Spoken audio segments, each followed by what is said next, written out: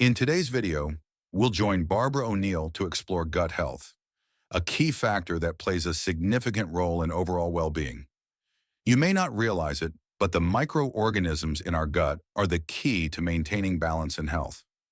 When the gut microbiome is stable, our bodies are better protected and thrive. But when it's out of balance, numerous digestive problems can arise. According to statistics, 40% of the global population is struggling with chronic digestive issues, a staggering number that's far higher than we might imagine. This highlights just how crucial it is to care for our digestive system every single day. In this video, we'll take a closer look at how the gut works, from its structure to the processes of digestion and nutrient absorption. But we won't stop at the theory. You'll also get practical, actionable tips to improve your gut health starting today. Make sure to stick around until the end of the video, where we'll share some special tips you won't want to miss. Let's begin this journey toward better gut health right now. So the mouth is the first organ of digestion. The mouth is the only area that we have say over when it goes in, we have say over what goes in, we have say over the environment surrounding when it goes in. We also have say over how long it's actually in the mouth. And we also have say over how often it goes in.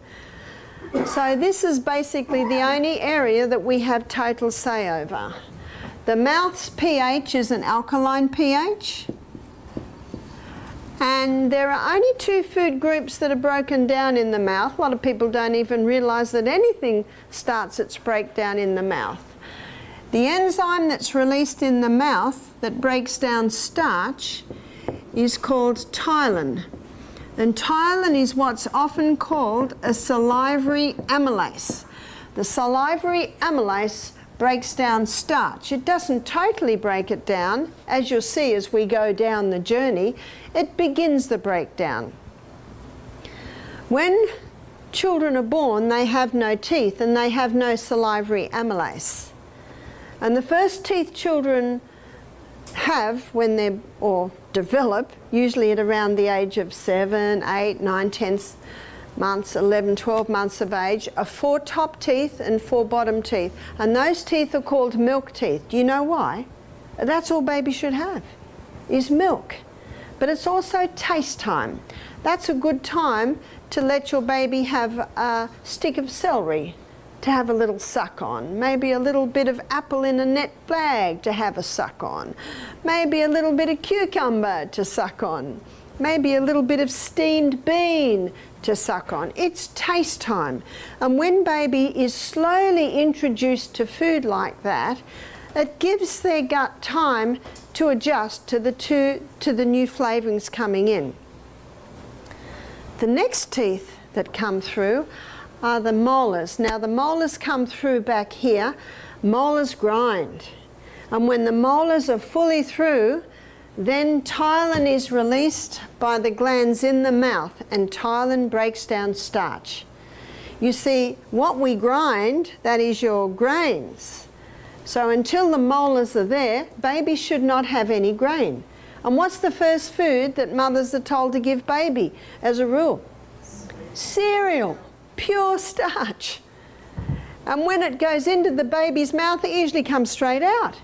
Because until the baby has teeth, and even when the baby has teeth, because my babies were breastfed for several years, they suck with their tongue and their top lip.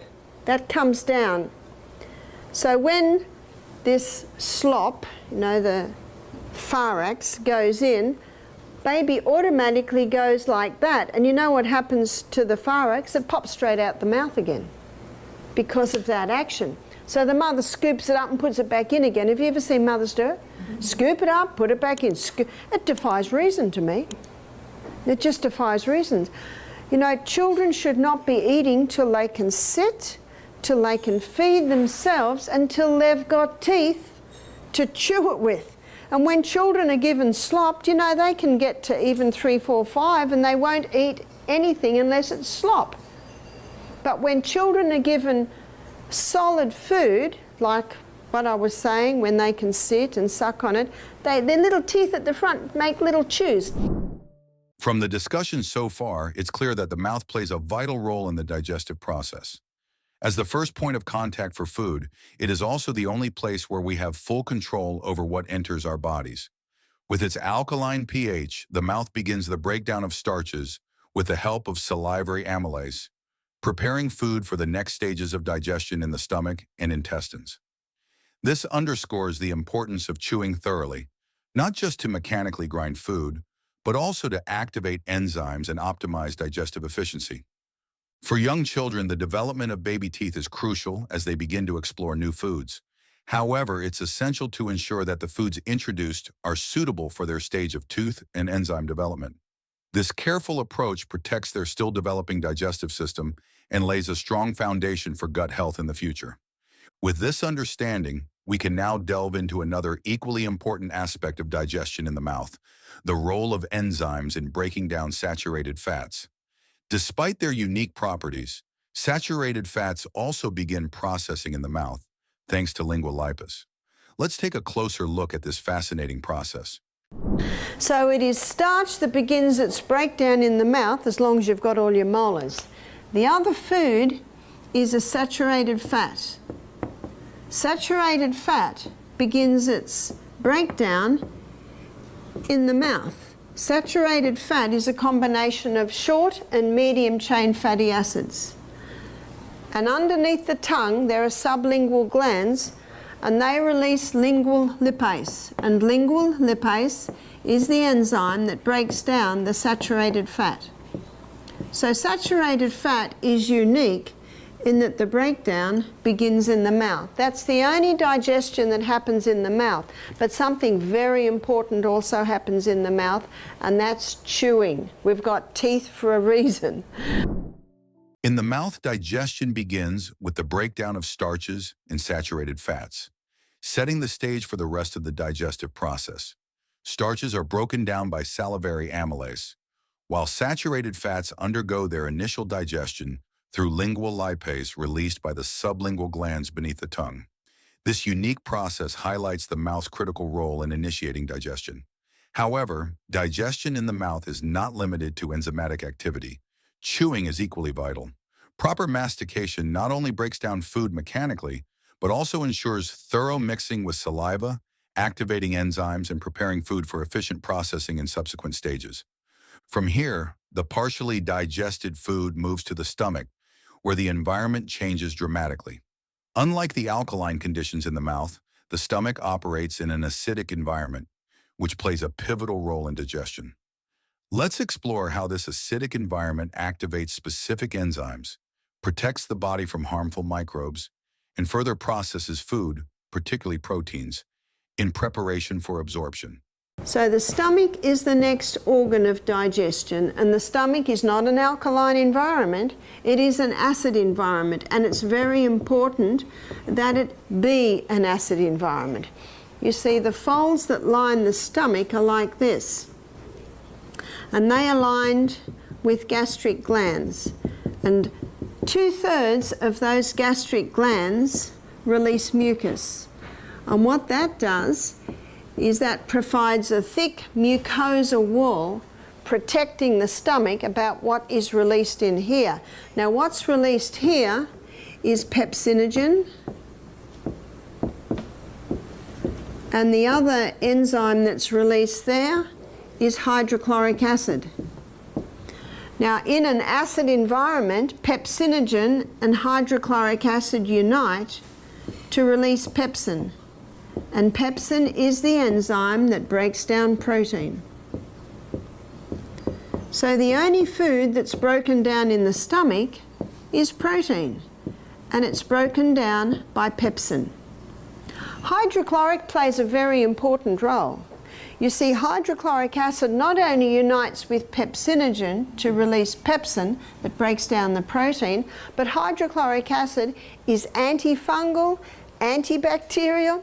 So if any fungus or yeast or bacteria happens to be on the food we're eating, if you've got nice strong hydrochloric acid, it basically annihilates it. And you can see why God meant this union to happen here, because if pepsin was here, pepsin could start breaking down the lining of the stomach. Something also is released here, and that's the intrinsic factor. The intrinsic factor is very important for the absorption of B12. The digestion of saturated fats beginning right in the mouth, facilitated by lingual lipase, clearly demonstrates that digestion is not merely a sequence of steps, but a sophisticated system of interactions between organs and enzymes. Chewing food thoroughly not only activates enzymes, but also creates optimal conditions for the subsequent stages of digestion. This highlights that every stage of the process has its own significance and requires proper support for the digestive system to function efficiently. Next, we'll explore additional factors that can influence the body's digestive capabilities, such as the role of hydrochloric acid in the stomach. Unfortunately, common habits like drinking water during meals can reduce the production and effectiveness of this acid, hindering the digestion process. Let's dive deeper into how everyday habits can impact our digestive health and discover ways to improve this essential system's efficiency. So what would cause a weakening in the production of hydrochloric acid? Drinking with the meals. You see, digestion is a chemical process, and that whole reaction I just showed you only happens in an acid environment. If people are drinking with their meals, it waters down the acid so you don't get that connection. And it's an American habit, isn't it? Certainly an Australian habit. Michael and I go to a restaurant and the waiter, what's the first thing he asks? What will you drink? No, we won't have anything to drink. Oh, we'll just bring you water. Now, if we say no, thank you, every waiter in the restaurant is coming to us. You don't have water? We let them put the water there. Okay, that just keeps them quiet. I think it's because people are so busy, they've got no time and they sit to eat. Oh, I haven't drunk. And then they drank water. And a lot of people think they'll just wash the food down. Wash the food down, they basically wash all their digestive enzymes away.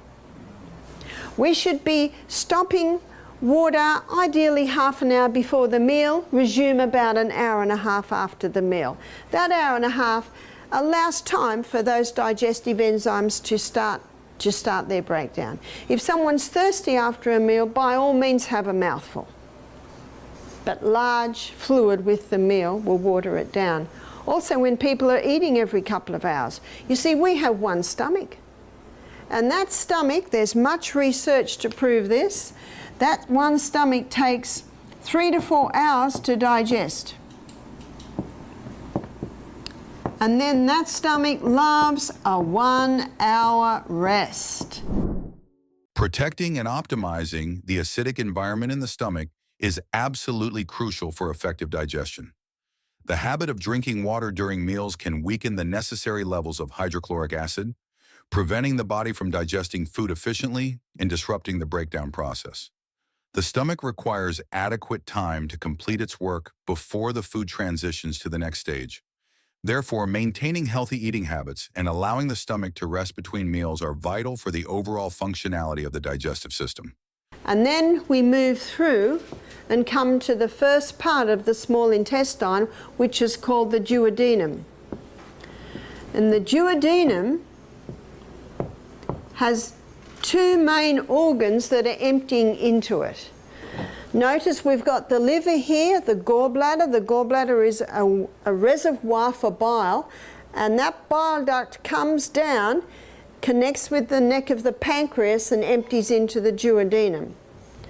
It's an alkaline environment in the duodenum. And the enzyme that is released from your gallbladder, so I'll just do GB for gallbladder, from the duodenum, is bile.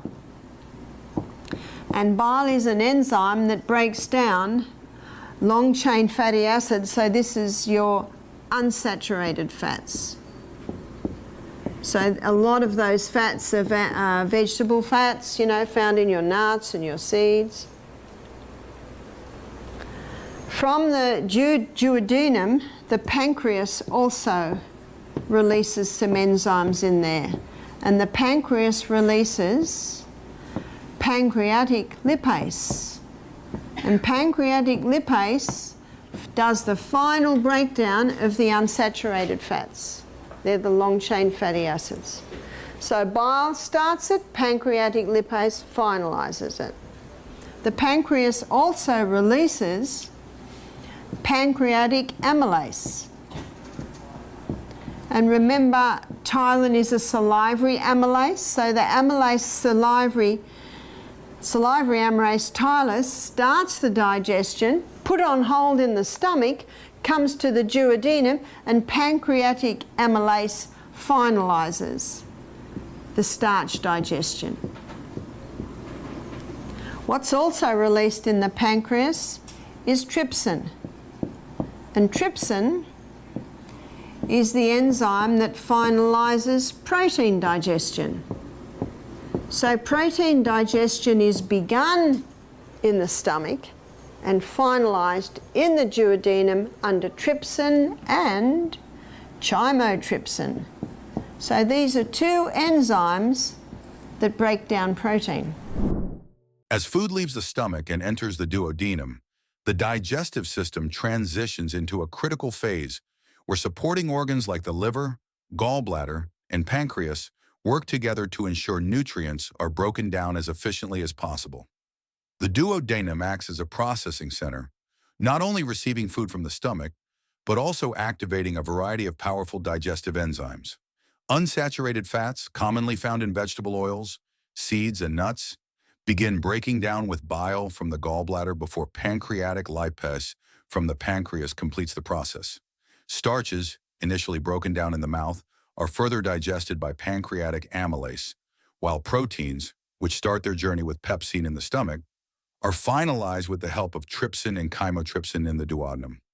At this stage, every component works harmoniously to transform food into small molecules ready for absorption.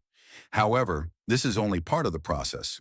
Once food has been processed in the duodenum, it moves into the rest of the small intestine, where the villi takes center stage. These tiny structures not only absorb nutrients, but are also covered with billions of beneficial bacteria.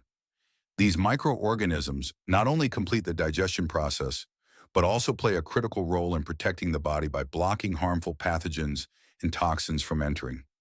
This is the final yet remarkable stage of digestion, where the body absorbs essential nutrients to nourish its cells while also strengthening the immune system. In the next section, we'll take a closer look at the villi and the gut microbiota, the unsung heroes that maintain balance and overall health.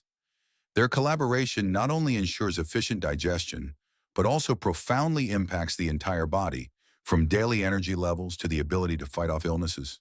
And as I showed this morning, that villi should have a thick turf wall.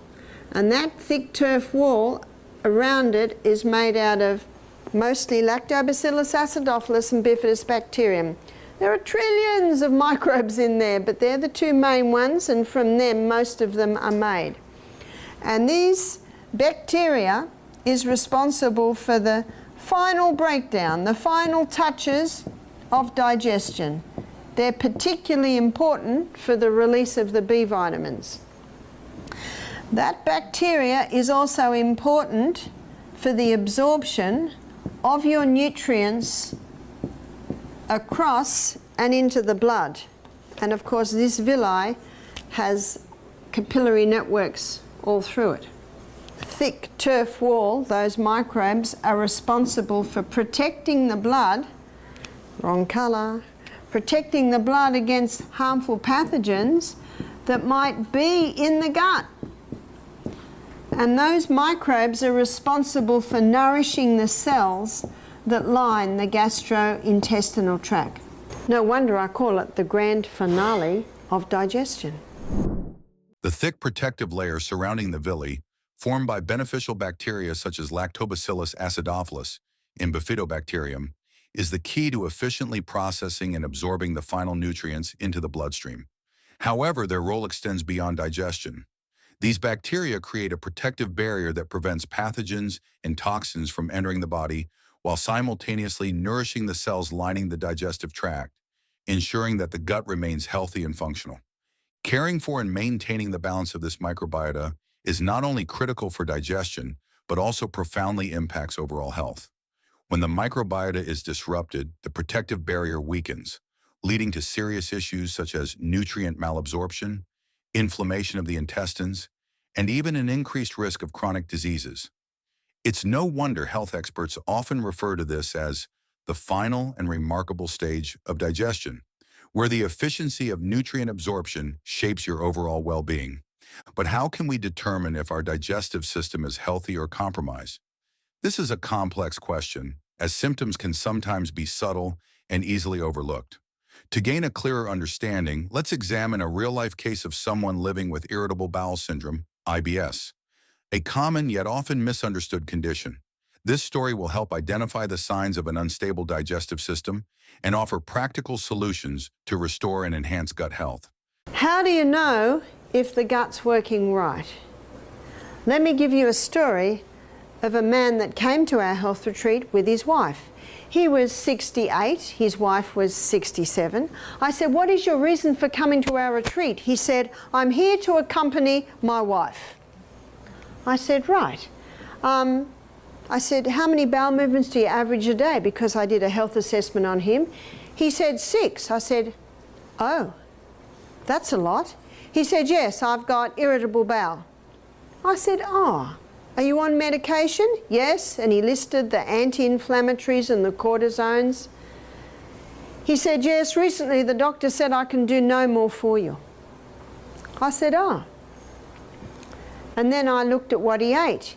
He loved bread, he loved meat, he loved dairy, and he loved sugar, and he loved a couple of scotches every night. You see, when you're healing an irritated gut, this is what you've got to do. Number 1, stop all the irritants. What are the irritants? Wheat, dairy, in fact, all the things he was having. Refined sugar, alcohol. All of these foods are like kerosene to a fire to an irritated gut. And he was having lots of them. Number 2, probiotic. Probiotic is for life. And that cortisone that he was on, it can break down that gut flora. The very thing he was taking to supposedly heal him, it wasn't at all. All it does is stop the gut being inflamed. And on all that medication, he's going 6 times a day. And number 3, there is a herb called slippery elm, and slippery elm coats, soothes and heals the lining of the gut. Improving gut health doesn't have to be complicated, but it does require the right knowledge and a practical approach. In addition to eliminating irritants like refined sugar, wheat, and alcohol, you can incorporate probiotics and herbal remedies, such as slippery elm, to help soothe and heal the gut lining. These small but impactful steps can make a significant difference in restoring balance to your digestive system. A diet rich in fiber from fruits, vegetables, and whole grains is also essential. Fiber acts as a prebiotic, nourishing the beneficial bacteria in your gut, those unsung heroes that support optimal digestion and strengthen your immune system. Don't forget to include fermented foods like yogurt, kefir, kimchi, or sauerkraut to add even more good bacteria to your gut and promote a healthy microbiome balance. In addition, managing stress is equally important. Stress can disrupt intestinal contractions, cause inflammation, and negatively impact digestion. Practicing stress reduction techniques like mindfulness meditation, yoga, or simply engaging in light daily exercise can improve not only your mood, but also your digestive health. Lastly, don't forget to stay hydrated. Drinking enough water throughout the day helps maintain the necessary moisture levels in your gut and facilitates the smooth movement of food through your digestive system. By combining these strategies, you're building a solid foundation for gut health, helping your body perform at its best every single day. Thank you for joining me in this video. I hope the information shared has inspired you to take meaningful steps toward better gut health. If you have any questions or thoughts, feel free to leave a comment below. I'd love to hear your feedback. Don't forget to like, subscribe, and turn on notifications so you won't miss any future health-focused content. See you in the next video, and I wish you good health and boundless energy.